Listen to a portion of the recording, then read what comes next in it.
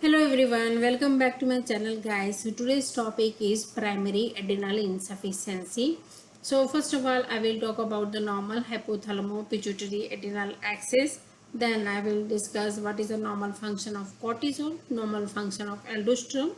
Then what is primary adrenal insufficiency, what is the causes, clinical features, investigation, management, and what is adrenal crisis. So guys, try to watch the entire video, do not skip it, as I have mentioned all the important information you should know related to this topic. And also I have discussed what is the mechanism of eosinophilia and hyperpigmentation in patients with primary adrenal insufficiency. Guys, if my videos are helping you, then please like, share and subscribe. Okay, so that will motivate me to make more videos for you guys. Okay, so let's jump to the topic guys. So as you can see that the corticotrophin releasing hormone released from the hypothalamus, it will act on the anterior-pituitary, and that anterior-pituitary will release ACTH that will stimulate the adrenal gland. Now the outer part of the adrenal gland is called the cortex, and the inner part is the medulla. So the ACTH will stimulate the cortex to release cortisol. This cortisol will have negative feedback effect on the anterior pituitary and also on the hypothalamus.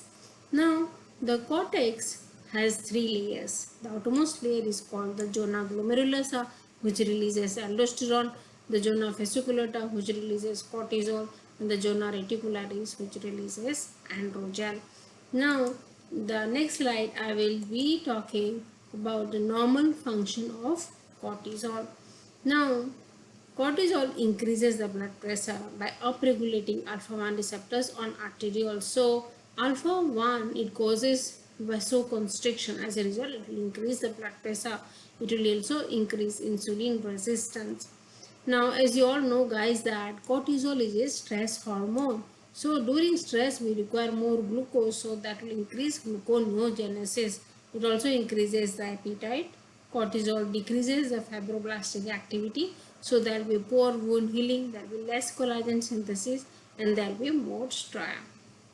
Cortisol decreases the inflammatory and immune response, so there will be inhibits the production of the leukotrienes and prostaglandins. And I'm sure you guys know that leukotrienes and prostaglandins are the product of the arachidonic acid metabolism.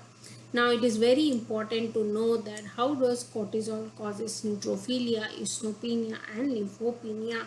So I have made a picture here. As you can see that let's say this is a blood vessel, and the blood vessel is lined by this single layer of endothelial cell, and within the lumen of the blood vessel there is, let's say, there is a neutrophil. So the job of neutrophil is to go leave the blood vessel and go to the site of inflammation, because it has a phagocytic effect.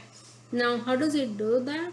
There are adhesion molecules on the surface of neutrophil, and also adhesion molecules present on the surface of the endothelial cell. So as a result, the neutrophil will adhere to those adhesion molecules and then come to the site of inflammation. However, cortisol decreases the activation of neutrophil adhesion molecule. As a result, neutrophil cannot come out of the vasculature to the site of inflammation, and its level in the blood will increase. That is why there is neutrophilia. Now, why there is a eosinopenia? Because cortisol causes migration of eosinophils from the blood to the lymph nodes. So that is the reason there will be eosinopenia. Cortisol also causes apoptosis of lymphocytes. So there is lymphopenia.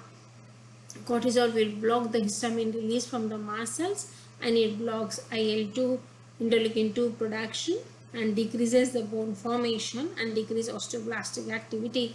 So osteoblasts are bone forming cells, right? So when that is decreased, so naturally there is no bone formation, so that will lead to more bone destruction, and that will lead to osteoporosis. Now that we learned the normal function of cortisol, in the next slide I will talk about the normal function of the aldosterone. Now, as we saw guys that aldosterone is released from the zona glomerulosa, the aldosterone will act on the distal convoluted tubule of the kidney, and it has it causes two important functions, that is reabsorption of sodium and water, so that will increase the blood pressure and causes excretion of potassium and hydrogen. So why it was important to learn the normal function of cortisol and aldosterone while discussing primary adrenal insufficiency? Because adrenal gland in primary adrenal insufficiency is not able to produce enough glucocorticoids, that is cortisol, and mineralocorticoids, that is aldosterone. That is why if we do not know the normal function of these hormones, it is difficult for us to understand the pathology, right? So what are the causes of primary adrenal insufficiency? So 70% of the cases it is autoimmune, where the antibodies are attacking the adrenal cortical cells, so they are not able to produce enough hormones. Other causes can be tuberculosis, fungal infections, HIV, metastasis from lung. Let's say there is a tumor in the lung that is metastasizing to the adrenal gland. If there is an adrenal hemorrhage, that is another important cause, and drugs like ketoconazole can be implicated in causing primary adrenal insufficiency. Now, since there is less aldosterone production, okay, so in the clinical features there will be reduced sodium and water retention. So what will happen when there is reduced sodium and water retention? So there will be hypotension, and the compensatory mechanism will be tachycardia, right? So the patient will have hypotension and tachycardia, and there will be decreased androgen. So decreased androgen, the effect is more seen in females compared to men. So it's more on females, so that will lead to decreased libido. Alright.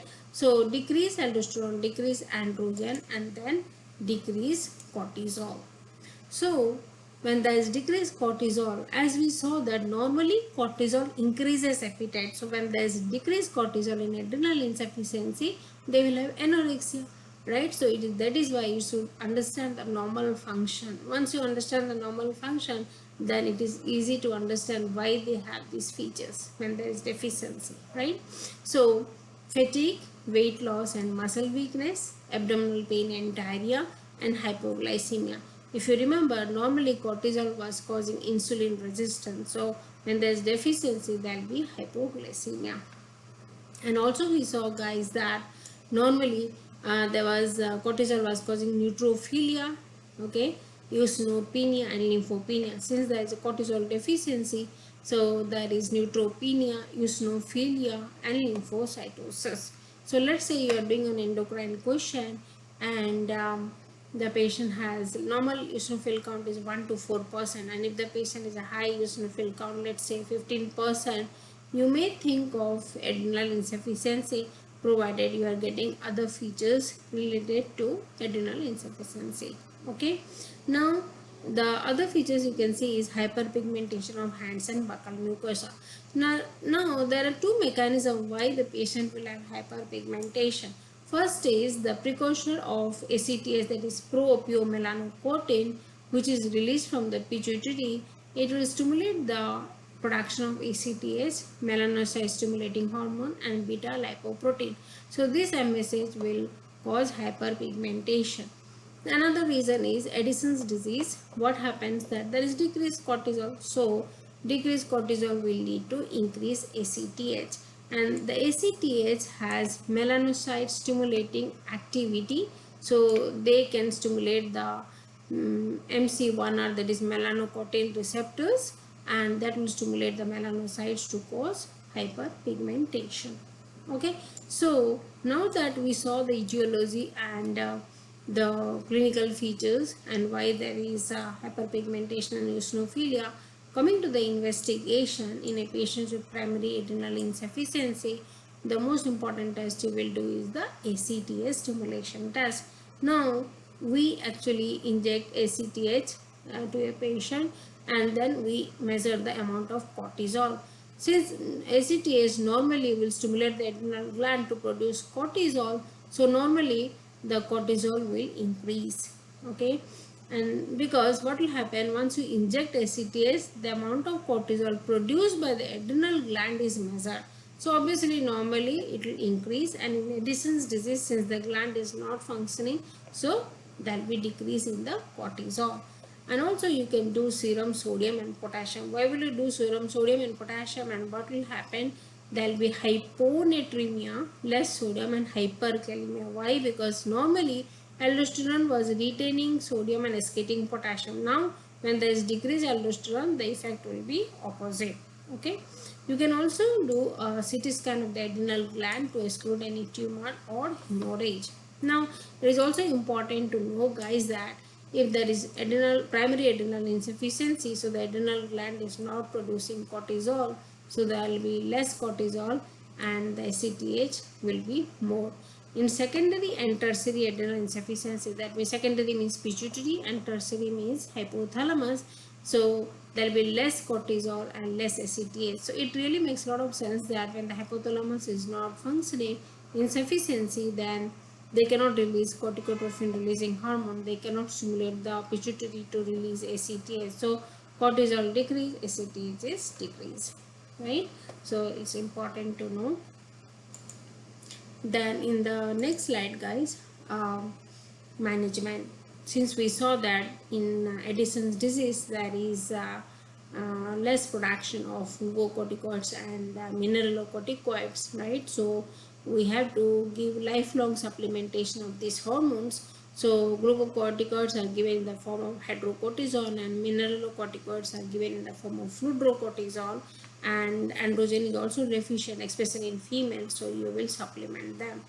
Now also it is advised patient that there should not be any medication overdose. Why? Because there will be side effects. Let's say that if the patient is overdosing glucocorticoids, so the patient have secondary coughing and there will be bone destruction. And if the patient is taking mineralocorticoids in excess, and there will be hypertension. All right. Now coming to the another important topic is adrenal crisis, and this is a medical emergency, guys, and it is important to know that if a patient is on chronic long-term glucocorticoid therapy, and suddenly when the patient is stopping the medication, what will happen? Let's understand that. So let's say that if the patient is taking exogenous steroid, so that exogenous steroid will suppress the pituitary gland. As a result, there is decreased ACTH. So decreased ACTH cannot stimulate the adrenal gland. So there will be atrophy of the adrenal gland. So they will not produce cortisol or glucocorticoids. Okay. So let's say the patient has suddenly stopped the medication. So he is not taking exogenously, and here the adrenal gland is atrophied. So they are not able to produce glucocorticoids. So the patient can have severe manifestation. There will be cardiovascular collapse, shock, okay, coma. All these manifestations can occur.